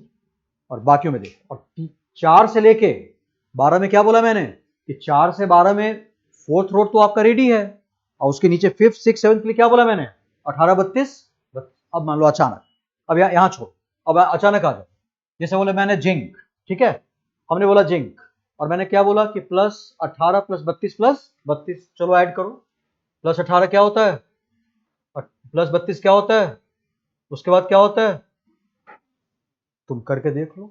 ऐसे आ जाओ, और तुम ऐसे आ जाओ। अगर ये 104 है तो लॉजिक क्या कहता है कि 105 106 107 108 109 110 111।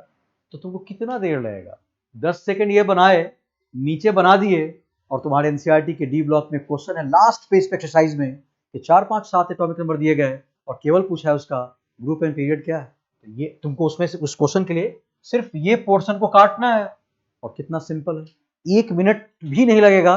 Scooter TV car marks group number set किए, अच्छा सर ने बोला कि ये फोर्थ है, 5th 6th 7, यहाँ 18 18 32, यहाँ 18 32 32, सेट कर लो, काम खत्म।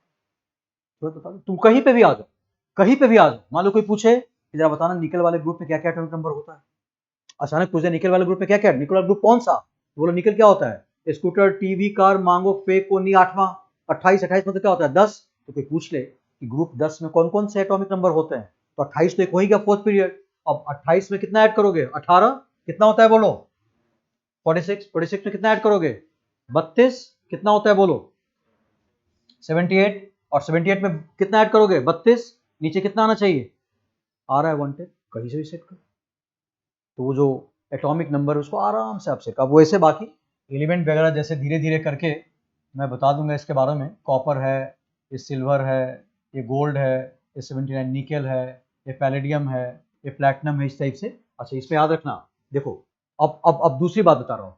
तुमने क्या नोटिस किया कि फोर्थ फिफ्थ सिक्स पीरियड में 57 के बाद सीधे कहाँ पे आ जाते हैं हम, कारण क्योंकि वहां से जो 14 एलिमेंट गायब है उसको क्या बोलते हैं, लेंथ। और एक्टिनियम वाले में भी 89 के बाद सीधे कहाँ आते हैं, क्योंकि वहां पे 14 एलिमेंट क्या बोलते हैं, तो 32 गायब हो गया ना। अब आई, अब आपको बता दें कि कोई पूछे लैंथेनॉइड कौन से पीरियड में, तो फोर्थ फिफ्थ सिक्स में, देखो लिख दिया मैंने। एक्टिनॉइड कौन से पीरियड में, देखो मैंने लिख दिया 7th में। लेकिन दोनों के लिए एक बहुत इंपॉर्टेंट क्वेश्चन है तुम्हारे किसी भी लेवल के एग्जाम का, कि दोनों के लिए ग्रुप नंबर क्या होता है, 3, है ना। तो ये चीज याद रखना, ठीक है। तो अब आप बताओ कि क्या, अच्छा कहीं पे भी, अब जैसे मान लो कल को हम रिप्रेजेंटेटिव ब्लॉक पी ब्लॉक की बात कर रहे हैं, किसी ने अचानक कह दिया कि भाई 7 पीरियड आज के डेट में है, तो जरा बताना कि ग्रुप 17 में 7वें पीरियड में कौन सा एटॉमिक नंबर आएगा? बोले कुछ भी नहीं, नथिंग नथिंग। भाई 12 पे आ चुके हो तो क्या हो जाएगा? 13, 14, 15, 16, 17, 18, यहाँ पे क्या आ जाएगा? 117, खत्म। यहाँ पे क्या हो जाएगा तुम्हारा? 113, 114, 115, 116, 117 और 100 क्या हो गया? 18। और ये पीरियोडिक टेबल जो मेरे सामने है अभी, वो 118 एटॉमिक नंबर तक को ही तो अभी रखता है, क्योंकि 119 पे फिर मामला कहाँ जाएगा? 8th पीरियड, और 8th पीरियड की कोई चर्चा, कोई एलिमेंट का नाम। तो this is what you can say कि आप कोई भी एटॉमिक नंबर को कहाँ पे है वो बैठा हुआ पीरियड टेबल में, आई होप आराम से आप लोकेट कर लो। ठीक है, ये बात हो गई। अब यहाँ पे एक नॉलेज शेयर कर रहा हूं मैं कि तुमको सारा जवाब दे दिया, मतलब तुमको अब atomic number is not an issue. Clear है ना बात? और यही है तुम्हारा डीएनएफ। जब पढ़ाएंगे ना तो ये बात तुम्हें नहीं पढ़ाएंगे, अब ये बता दिया मैंने कि डीएनएफ में पोजिशनिंग जो है वो तुमको पता हो गया कि ये पूरा डी ब्लॉक है और इसी में से दोनों को क्या बोलते हैं? F block. इसी के कुछ कैरेक्टरिस्टिक्स हमें कंपेयर करने हैं क्लास 12 के अंदर, वो मैं पढ़ाऊंगा। लेकिन यहां पे मैं एक नॉलेज शेयर करता हूं कि हमारे पीरियोडिक टेबल के जो ग्रुप अभी दिखते हैं 1 से 18 left to right, earlier it was सब divided into A and B. क्या था बोलिए? अर्लियर इट वाज सब divided into A and B. लिखिए इसको, लिखिए। अर्लियर ग्रुप्स वेयर सब divided into A and B. Nikhil, हाँ जी सर, हाँ लिखा हूँ। हाँ, बहुत बढ़िया बेटा। अर्लियर ग्रुप्स वेयर सब divided into A and B.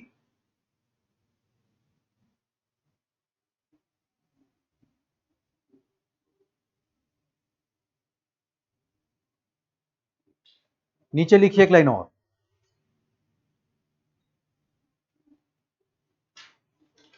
When last electron enters, when last electron enters outer cell, comma given subgroup A, comma given subgroup A, नीचे line, when last electron enters inner cell, when last electron enters inner cell,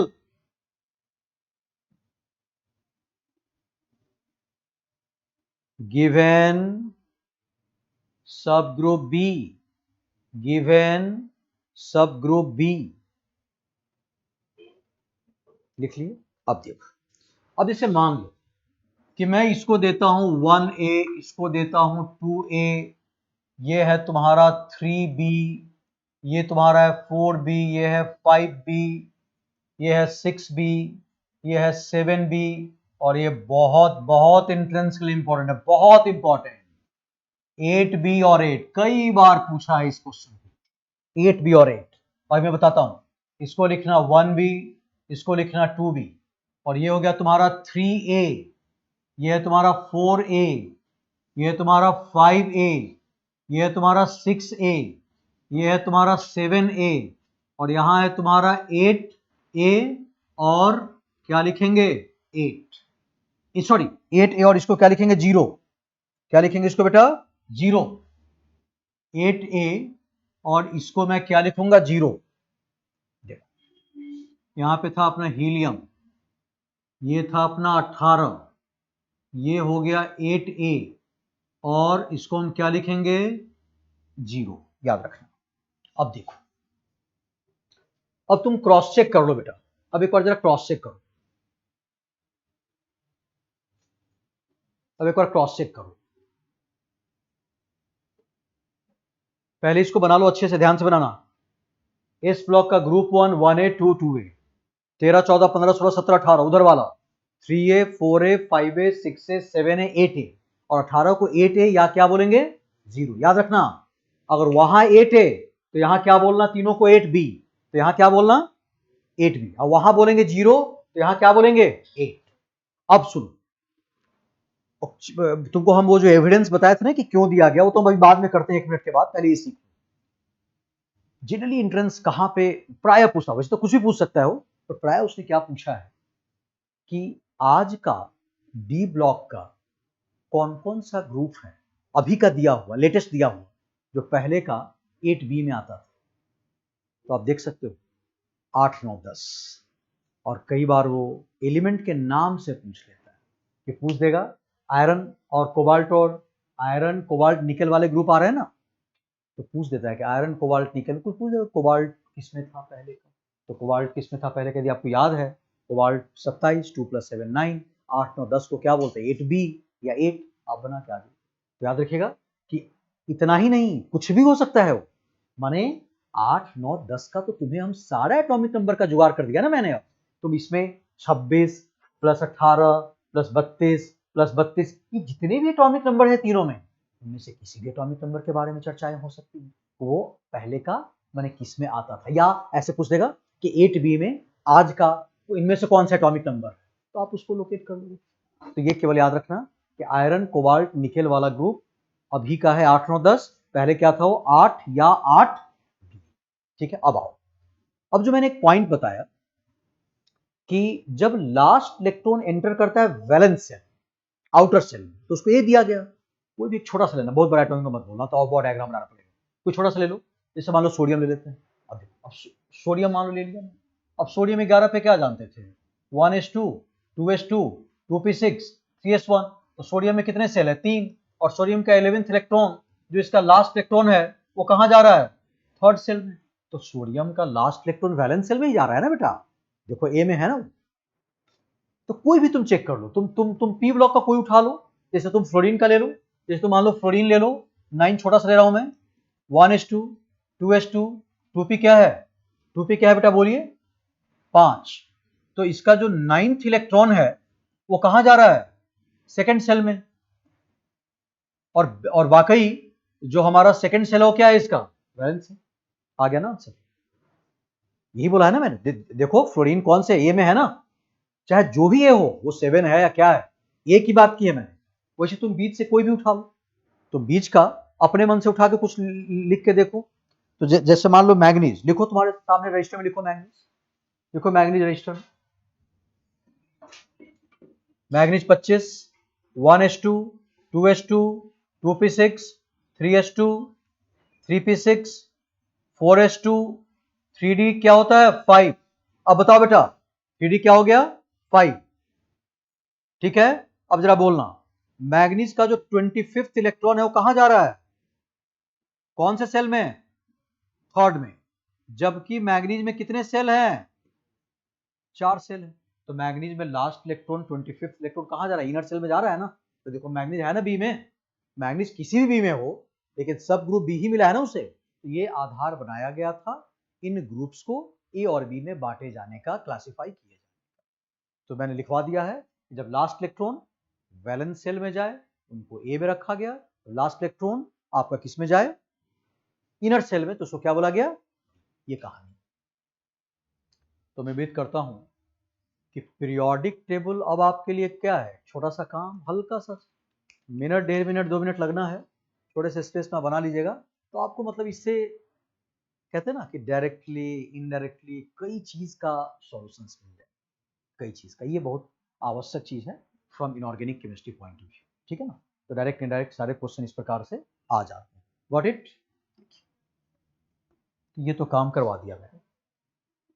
अब हम लोग, मेरा जो planning है वो यही है कि आज है सैटरडे, हम इधर का सब काम हो गया ना, हाँ, कल से हम स्टार्ट लेंगे अल्डिहाइड कीटोन। ठीक है, जहां हमने शायद कुछ पॉइंट पढ़ाया था मैंने, अल्डिहाइड कीटोन का रजिस्टर देख लीजिएगा, अल्डिहाइड कीटोन में कुछ पॉइंट पढ़ाए थे आप बच्चों को, मेरे ख्याल में शायद प्रिपरेशन या क्लासिफिकेशन कुछ भी मैंने बताया था, आप चेक कर लीजिएगा। और सैटरडे संडे में हम aldehyde ketone carboxylic acid amine diazonium को कवर कर लेंगे। और आई होप कल से स्टार्ट करेंगे, अगले संडे आते आते काफी हद तक काम, जो बहुत बड़ा चैप्टर है, रिएक्शंस की संख्या बहुत ज्यादा है, कन्वर्सन बहुत टफ है। कभी भी जब आपको पढ़ना पड़ेगा तो बड़ा ईमानदारी से उसको पढ़ना पड़ता है, टफ होता है, माने अल्डिहाइड कीटोन चारों में सबसे टफ माना जाता है। उसके बाद हम वेडनेसडे स्टार्ट ले लेंगे आपका डीएनएफ, ध्यान रखिएगा, ये सब नोट कर लीजिए माइंड में, वेडनेसडे स्टार्ट लूंगा मैं डीएनएफ। तो वेडनेसडे फ्राइडे, ध्यान रखिएगा इस बात को, मिस कहीं नहीं करना है, चारों दिन मौजूद रहना है, फिजिकली वर्चुअली कैसे भी करके, जहां जैसा हो। वेडनेसडे फ्राइडे डीएनएफ करेंगे। इधर डीएनएफ को तो निपटा देंगे हम 2 दिन में, तो आई होप निपट ही जाएगा मैक्सिमम काम। और उधर अल्डिहाइड कीटोन आराम आराम से चलेगा। जब वो खत्म कर लेंगे ना, तो मुझे 3 लेक्चर शिफ्ट चाहिए होगा last, not from the CBSE. Polymer एक दिन, एवरेड लाइफ पे एक दिन, और मेटलर्जी पे एक दिन। पॉलीमर में स्ट्रक्चर बनाना सिखाऊंगा। मोनोमर तो नाम जैसे मुझे याद है वैसे आपको याद ही करना हो, कोई चारा नहीं। कोई पूछेगा ना अगर कि बेकलाइट का मोनोमर क्या है, तो उसका उसका कोई इंतजाम नहीं है। वो सबको याद ही करना है कि फेनॉल होता है, फॉर्मल्डिहाइड होता है, लेकिन उससे कैसे स्ट्रक्चर बनेगा वो मेरा काम। वो मैं पूरा पॉलीमर का स्ट्रक्चर ही हम बना देंगे। पूरे सिलेबस के हर पॉलीमर का स्ट्रक्चर आपके सामने बोर्ड पे बना के जाएंगे। एक बार, एक दिन लगेगा, सिर्फ एक दिन, 1 घंटे बस काफी है। उसके बाद एवरेड लाइफ में ऑल्दो हम कहा जाता है कि आप खुद पढ़, बाकी खुद पढ़ना, कोई रिएक्शन नहीं है, लेकिन फिर भी हम बातचीत करेंगे आपके साथ, क्योंकि बात करते करते करते करते दिमाग में बिठा देंगे कि उसमें से क्या बात करना था और क्या दिमाग में रखना है कॉन्सेप्चुअली। और मेटलर्जी में सिर्फ एक चीज पढ़ाऊंगा मैं, Ellingham diagram, just for the entrance कि टेम्परेचर को लेकर के कैसे थर्मोडायनेमिक्स इन्वॉल्व है वहां पे, और वो आपको जानना है। बाकी वो रट्टाफिकेशन है आपके जेई और नीट के लिए, not for the CBSE. CBSE में शायद पॉलीमर भी कटा हुआ है, आपका मेटलर्जी भी कटा हुआ है, आपका एवरेज लाइफ भी कटा हुआ है, ये तीनों कट गया ना सीबीएसई में। और आपके सॉल्यूशंस में शायद वांटो फैक्टर भी कटा हुआ है। तो सीबीएसई का जिनका भी एग्जाम हुआ है ना, जब आप सीबीएसई को जब फोकस करते हैं, तो जो सब पूरा पर्वत उठा के चल रहे हो तो कोई ना कोई पेड़ निकाल लेंगे उसमें से ट्री, लेकिन उस समय फोकस करके वो पार्ट बहुत अच्छा रिवाइज हो जो हमारे कल के पेपर में आने वाला। ये आप अपना स्मार्टली मैनेज करिएगा, वो आपको अपना ध्यान रखना होगा। तो आपको पता चल गया ना एकदम। तो we are on the verge to cover everything. अब जब ये सब हो जाएगा तो फिर वही आपका 11th। हमारे केमिस्ट्री में एक फायदा क्या है 11th में, कि 11th में ज्यादा हमें मेन प्रेशर इधर ही रहता है, क्योंकि फिजिक्स और मैथ से 11th में केमिस्ट्री में हमें आसान क्या पड़ता है, 11th is famous for what, physical. तो ऑर्गेनिक में तो जो काम स्टीरियो कर लिए, जीओसी कर लेंगे, मैकेनिज्म कर लिए, नोमेनक्लेचर, तो सबका कवर हो गया हो। तो ये 11th में बचता ही क्या है, एक वही ना कि एक दिन बताऊंगा प्यूरिफिकेशन और एक दिन बताऊंगा कि आपका ये अल्केन अल्किन अल्काइन। तो 11th में कुछ नहीं है, केवल 11th हमारे लिए हेडेक क्या है, वही बॉन्डिंग, आपका मोल का कुछ पॉइंट, एटॉमिक का पॉइंट, थर्मो एंड इक्विलिब्रियम, यही 11th की स्ट्रेंथ। इसलिए इसको हम प्लानिंग कर दिए हैं, आराम से इसको फिनिश करेंगे। और मैं अभी बोल देता हूँ, सामने बैठे हैं आप सब बच्चे, कोई भी क्लास जब आपका बोर्ड एग्जाम 15 नवंबर वाला है तो वहां पे हम रिलैक्स कर देंगे। आप 5 दिन 7 दिन जाइए, आराम से पेपर देंगे। लेकिन 30-31 अक्टूबर तक आपकी स्कूल का प्री बोर्ड चल रहा हो या कुछ भी, तो मैं इतना कष्ट करूँ। मैं जानता हूँ कि प्रेशराइज्ड है बच्चे, उनको करना होगा, बट क्लास मत छोड़िए। मैं केवल समझा हुआ भी रहेगा ना, अगर आप केवल 1 घंटे बैठ जाइए, आप अपना पढ़ाई करते रहे, क्लास से पहले भी आप वही पढ़े जो कल का पेपर है, और क्लास के बाद भी आप वही पढ़े, केवल मेरा लेक्चर को सुन लीजिए। सुना रहेगा तो दिमाग में सेट रहेगा, सेट रहेगा तो कल को फिर आप जब कभी कहेंगे सर एक बार जरा समझा दीजिए, तो हमारे लिए ना समझाना आसान हो कि बच्चे ने मेरा लेक्चर सुन रखा है, लाइव पता है उसे। एकदम ब्लैंक होगा ना तो फिर पढ़ाने की बात आएगी तो मुश्किल होगा, क्योंकि आगे ना बहुत, मैंने जब ड्रीम बड़ा होता है तो काम बहुत ज्यादा है, मैंने काम की कमी कभी नहीं आती है। ये खत्म तो वो आ जाएगा, वो खत्म तो ये आ जाएगा, तो चलता रहेगा प्रोसेस हो। इसलिए हमें एक ही काम को बार बार करने का नौबत ना आए। ठीक है ना, बहुत वास्ट सिलेबस है। और एक एक चीज माइक्रो, मतलब हम लोग यहाँ पे बेसिक से पूरा तक कवर करते हैं, वरना हम ऐसे प्रोग्राम में भी काफी जगह जाते हैं जहाँ पे मैं आपको सच्चाई बता दूं, यहाँ तो हम रुकते हैं, आप रोकते हैं, और अब वाकई पर्पस है। और मुझे पता है कि वो एक ऐसा प्रोग्राम है जहाँ मुझे देना है, ये चीज़ सीधे देना है। अब आप इमेजिन करो, आप लोग को तो हम बहुत कुछ पढ़ाए हैं, बहुत कुछ आप जानते हो। अब मान लो सीधे मैं स्टार्ट कर दूं न्यूक्लियोफिलिसिटी और बेसिसिटी कहीं पे करने के लिए, तो वहाँ तो समझ लो कि जो थोड़ा सा एक, ऑल्दो मेरा अपना टीचिंग स्टाइल ऐसा रहा है कि मैं कोशिश करता हूँ कि हर कुछ मेरे से बर्दाश्त भी नहीं होता, मैं बताते हुए चलूँ, लेकिन still I can't help it there, वहाँ पे बहुत नीचे नहीं जा सकते। तो इसलिए लेक्चर अटेंड जरूर करिएगा बेटा, लेक्चर मत छोड़िएगा, ये मेरा एक पर्सनल रिक्वेस्ट है। वो रहेगा तो आधा लड़ाई हम जीत ही लेते हैं। And please please please register पढ़िए, कॉन्सेप्ट बिल्ड कीजिए, उसको रिटेन करिए, रिवाइज करिए, और एनसीईआरटी क्वेश्चन बनाइए। और जो एमटीजी किताब मैंने ऑब्जेक्टिव वाली दी है ना आपको, वो बेटा जरूर बनाते रहिएगा, हमेशा जरूर बनाते रहिएगा। पिछले 2 साल से जब से एनटीए जेईई मेन और नीट कंडक्ट कर रहा है, बहुत माइक्रो एनालिसिस में करता हूं पेपर को, माइक्रो में कह रहा हूं। मतलब मेरे को आज के डेट में ना, अब इस बार वाला पेपर में बैठा नहीं अभी अभी देखें, नहीं तो मेरे को इतना तक का एनालिसिस रहता है कि ये क्वेश्चन किताब के किस पन्ने से, किस लाइन से निकाला गया, किस संदर्भ में निकाला गया, मेरा इतना काम है। तो हम अगर कुछ बोलते हैं कभी ना, तो हम बोलते बहुत लाइटली है, पर ये कह के नहीं किसका कर, उसको मतलब नजरअंदाज मत करना। तो वो किताब मैंने, अब पहले मैं अरिहंत की किताब रिकमेंड करता था, थोड़ा सा अपलिफ्टेड था वर्सन। अभी मैंने इसलिए केवल कि जब वो बार बार उससे निकाल रहा है क्वेश्चन, और हमें तो एंट्रेंस निकालना ही है ना बेटा, तो मेरा ये चीज बहुत स्ट्रांग होना चाहिए। और उसके बाद जितना बताए हैं उससे कुछ क्वेश्चन आएगा तो आप बना के आओगे, उसको कोई संदेह नहीं। और तो ठीक है, ये सब बात ध्यान रहेगा। तो चलिए, तो कल अब आप सबको ध्यान है, कल हमें क्या करना है, स्टार्ट ऑफ अल्डिहाइड के रूल से स्टार्ट, और वेडनेसडे में स्टार्ट करेंगे डीएनए। ठीक है, चलो, तो सारा बात मैंने बता दिया है बेटा, तो आप उसी हिसाब से अपना काम करें।